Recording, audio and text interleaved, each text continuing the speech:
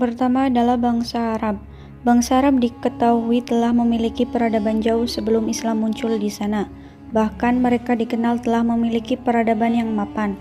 Mereka termasuk ras atau rumpun bangsa Kaukasoid dalam subras Mediterranean yang anggotanya meliputi wilayah sekitar Laut Tengah, Afrika Utara, Armenia, Arabia, dan Irania. Bangsa Arab hidupnya berpindah-pindah atau nomaden karena tanahnya terdiri dari gurun pasir yang kering dan sangat sedikit turun hujan. Perpindahan mereka dari satu tempat ke tempat yang lain mengikuti tumbuhan stepa atau padang rumput yang tumbuh secara sporadis di tanah Arab di sekitar oasis atau genangan air setelah turun hujan. Padang rumput diperlukan oleh bangsa Badawi, Badawah, dan Badui untuk mengembala ternak mereka. Mereka mendiami wilayah Jazirah Arabia yang dahulu merupakan sambungan wilayah gurun membentang dari barat Sahara di Afrika hingga ke timur melintasi Asia, Iran Tengah, dan gurun Gobi di Cina. Wilayah tersebut sangat kering dan panas karena uap air laut di sekitarnya. Namun, wilayah tersebut kaya dengan penghasilan bahan minyak terbesar di dunia. Beberapa ahli mengungkapkan bahwa aspek peradaban Arab meliputi agama, politik, ekonomi, dan seni budaya. Sejarawan Muslim membagi penduduk Arab menjadi 3 kategori, yaitu pertama, Al-Arab Al-Ba'idah atau Arab kuno, yang eksistensinya tidak terdeteksi oleh sejarah kecuali beberapa kaum yang dikisahkan dalam Al-Quran dan kitab-kitab pendahulunya. Yang kedua, Arab Al-Arabiyah atau Arab pribumi. Mereka adalah 2 golongan besar, yaitu Qotaniyun dan Adnaniyun, yang berasal dari Yaman dan merupakan keturunan Nabi Ismail alaihi salam yang berdiam di Hijaz, Tahama, Nejaj, Palmerah, dan sekitarnya. Yang ketiga, Al-Arab Al-Mushtaribah atau Arab pendatang. Dari segi tempat tinggal, bangsa Arab dibagi ke dalam 2 kelompok besar, yaitu Ahlu Al-Haddaroh, penduduk kota, dan Ahlu Al-Badiyah, penduduk gurun pasir. Kedua kelompok ini banyak perbedaan dalam peranata sosial, tata cara, ekonomi, dan politik yang dipengaruhi kondisi geografi dan kondisi alam di mana mereka tinggal. Peradaban Arab pra-Islam sering pula dikenal dengan nama era jahiliyah. Penamaan ini karena ketiadaan pengetahuan mereka akan agama, tata cara kemasyarakatan, politik, dan pengetahuan tentang keesaan Allah. Adapun dari segi fisik, mereka dinilai lebih sempurna dibanding orang-orang Eropa dalam berbagai organ tubuh. Begitu pula dalam sisi pertanian dan perekonomian yang telah maju. Mereka memiliki beberapa karakteristik khusus yang semakin memperkuat kesan jahiliyah pada mereka. Ignaz Goldziher, seorang orientalis asal Hongaria, mengatakan bahwa kondisi masyarakat kala itu bukan hanya jahiliyah, namun juga berbasisme dan cenderung primitif. Di antara kebiasaan buruk yang melekat pada Arab pra-Islam adalah kondisi dan kedudukan wanita yang dipandang sebelah mata, bahkan setengah manusia. Meskipun ditemukan beberapa kepala suku wanita di Mekah, Madinah, Yaman, dan sebagainya, namun jumlah mereka amat sedikit sekali. Di mata masyarakat mereka, wanita tidak ada harganya dan tidak lebih berharga dari barang dagangan di pasar. Beberapa pendapat bahkan lebih vulgar menyebutkan bahwa mereka tidak lebih dari binatang. Wanita dianggap barang dan hewan ternak yang tidak memiliki hak. Mereka juga terkenal dengan tradisi penguburan anak hidup-hidup. Namun perlu dipahami bahwa tradisi tersebut tidak terjadi di seluruh suku Arab. Hanya beberapa suku dan kabilah saja yang menerapkan tradisi tersebut. Tradisi tersebut dilakukan dengan dasar bahwa anak perempuan adalah penyebab kemiskinan dan aib bagi keluarga. Bila mereka kalah dalam peperangan, maka istri dan anak perempuan mereka akan dirampas oleh musuh. Karenanya mereka beranggapan lebih baik membunuh mereka terlebih dahulu sebelum ditawan oleh musuh. Bangsa Arab juga dikenal hidup dalam kabilah-kabilah atau klan-klan. Mereka hidup berdampingan antar kabilah dengan perjanjian damai yang disebut Al-Ahlaf. Kecintaan mereka terhadap keluarga, garis keturunan, dan kabilah mengalahkan kecintaan mereka terhadap hal lainnya.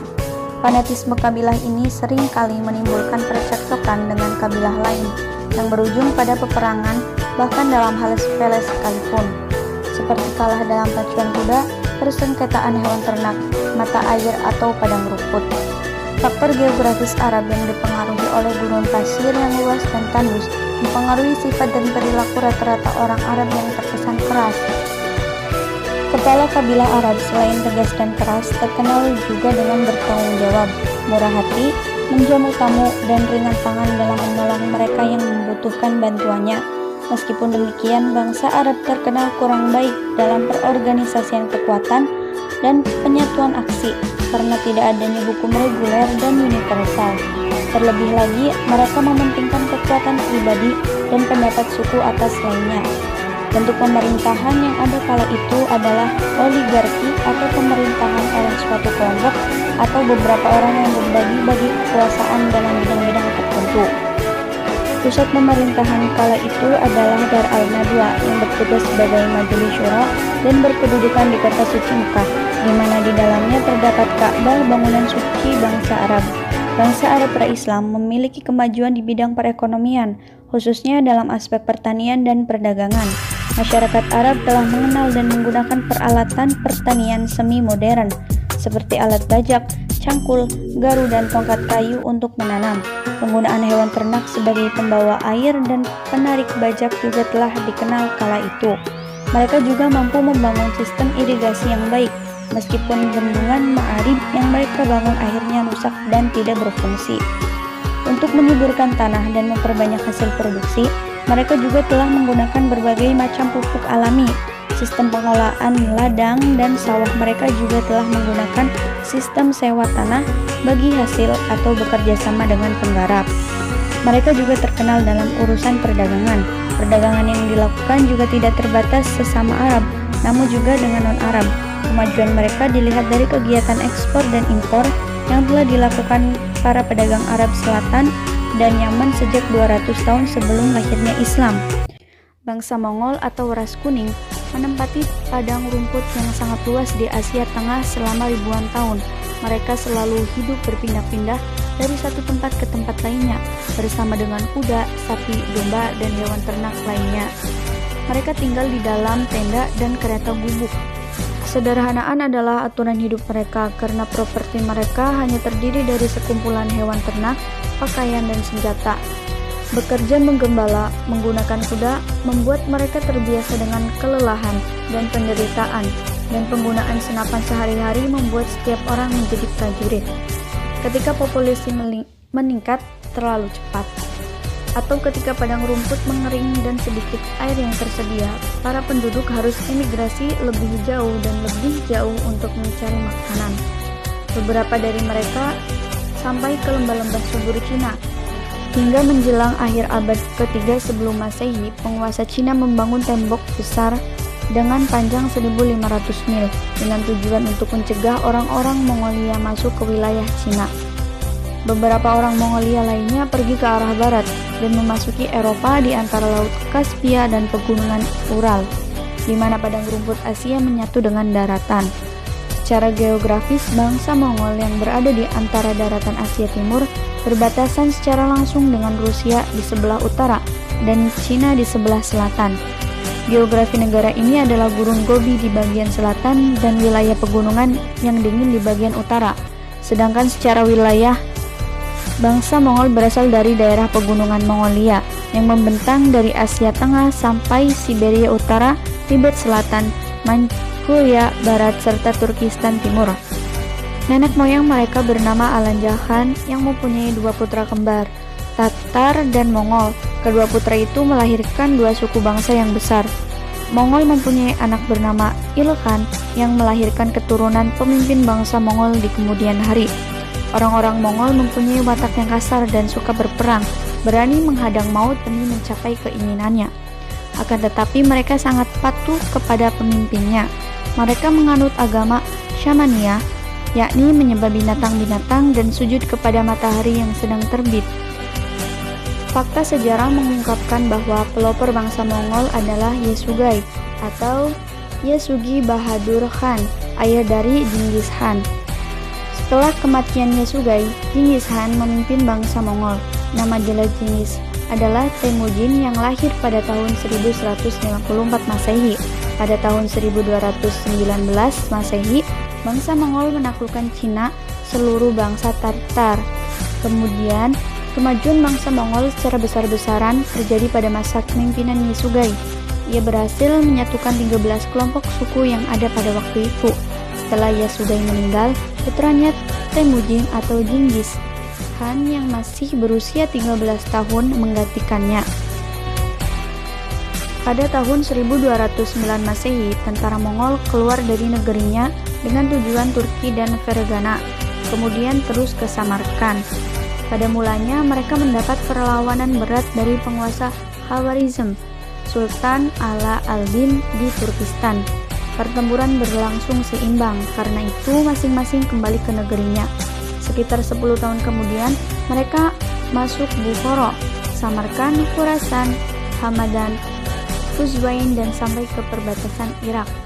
Dari sana, pasukan Mongol terus ke Azerbaijan. Di setiap daerah yang dilaluinya, pembunuhan besar-besaran terjadi, bangunan-bangunan indah dihancurkan sehingga tidak berbentuk lagi. Demikian juga isi bangunan yang sangat bernilai sejarah. Sekolah-sekolah, masjid-masjid, dan gedung-gedung lainnya dibakar. Ia menundukkan Turkistan pada tahun 1218 Masehi. Yang ketiga adalah bangsa Turki. Bangsa Turki diperkirakan merupakan cabang dari sebuah rumpun bangsa yang dikenal dengan Ural Atlantik, atau disebut juga dengan rumpun bangsa berkulit kuning.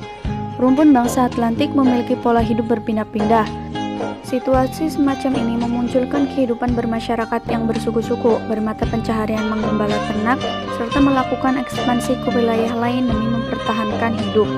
Bahkan mereka juga gemar melakukan penjarahan terhadap suku-suku yang lebih lemah. Disebutkan dalam sumber berita dari Cina bahwa informasi paling awal mengenai bangsa Turki sudah ada sejak 2356 sebelum Masehi, yang dikenal dengan nama Hyungnung. Orang-orang Cina menyebut Hyungnung sebagai tetangga sebelah barat laut mereka, sedangkan tetangga sebelah timur mereka disebut Tunghung atau Tungus. Dalam catatan sejarah yang bersumber dari Cina, bangsa Hun, sebutan orang Cina untuk bangsa Turki, telah mampu membangun sebuah kerajaan besar bernama Attila pada abad ke-5 Masehi yang terletak di tengah daratan Eropa. Keberhasilan bangsa Hun ini diraih setelah mereka pindah dari daerah asalnya, yaitu pegunungan Atlantik, semenjak abad ke-3 sebelum Masehi. Sikap rumpun bangsa yang suka menjarah mengakibatkan gelombang perpindahan tersebut membawa malapetaka bagi suku-suku yang sudah menetap di daerah yang berbatasan dengan padang rumput Atlantik. Mereka yang pindah menuju arah selatan dan barat untuk mencapai wilayah Eropa Timur, Timur Tengah, dan Asia Tengah menamakan kelompoknya dengan nama Oghuz, sedangkan suku-suku yang terserang menamakan bangsa ini dengan sebutan Turkoman atau Turki. Wilayah Timur Tengah merupakan daerah terakhir yang dicapai oleh bangsa Turki. Pada abad ke-11 Masehi, sebagian besar dari kerajaan-kerajaan yang berkuasa di Timur Tengah masih mampu bertahan dari rongrongan bangsa Turki. Agungnya pertahanan Timur Tengah ini membuat bangsa Turki mengalihkan daerah jarahannya ke wilayah-wilayah yang lebih lemah. Mereka menuju ke wilayah yang sekarang disebut Rusia dan Eropa Timur yang terletak di sebelah barat laut, kediaman asli bangsa Turki. Namun demikian bukan berarti mereka melupakan daerah yang berbatasan dengan Timur Tengah. Sekelompok bangsa Turki masih tetap di daerah perbatasan Timur Tengah dan akhirnya berasimilasi dengan budaya setempat. Dalam proses asimilasinya, kelompok ini mulai menyukai budaya maju yang baru mereka kenal, sehingga mereka berupaya menahan masuknya kawan sesama Turki yang masih belum berbudaya dan suka merusak.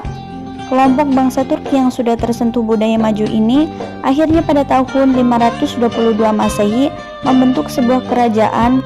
Dalam sumber lain disebutkan bahwa kerajaan tersebut bernama Goktuk yang didirikan pada tahun 682 Masehi, namun kemudian hancur pada tahun 711 Masehi.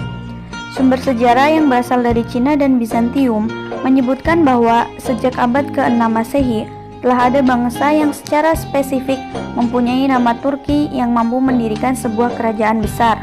Kerajaan ini didirikan dan dipimpin oleh dua orang bersaudara, yaitu Tumen atau dalam bahasa Cina disebut Gumin dan Istamin.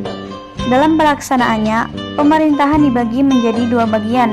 Tumen menguasai bagian barat wilayah Turki dan Istami menguasai wilayah Turki bagian utara. Setengah abad peninggal pendirinya, kedua kerajaan Turki di atas mengalami masa surut. Pada abad ke-7 Masehi, kedua kerajaan tersebut takluk kepada dinasti Tang dari Cina. Sebagai bangsa yang suka berperang, keberadaan mereka di bawah kekuasaan asing mendorongnya untuk selalu berupaya meraih kembali masa kejayaannya. Upaya mereka diwujudkan dengan mengadakan kesatuan langkah antara kerajaan Turki bagian utara dan kerajaan bagian barat. Persatuan ini membuahkan hasil pada tahun 682. Setelah 50 tahun berada di bawah kekuasaan asing, kedua kerajaan Turki tersebut berhasil meraih kembali kemerdekaannya dan membangun kembali kekuasaannya. Sejak abad ke-7 Masehi, bangsa Turki yang mendiami wilayah Asia Tengah mulai mengenal agama baru, yaitu Islam. Mereka mengenal Islam melalui hubungan perdagangan dengan bangsa Arab.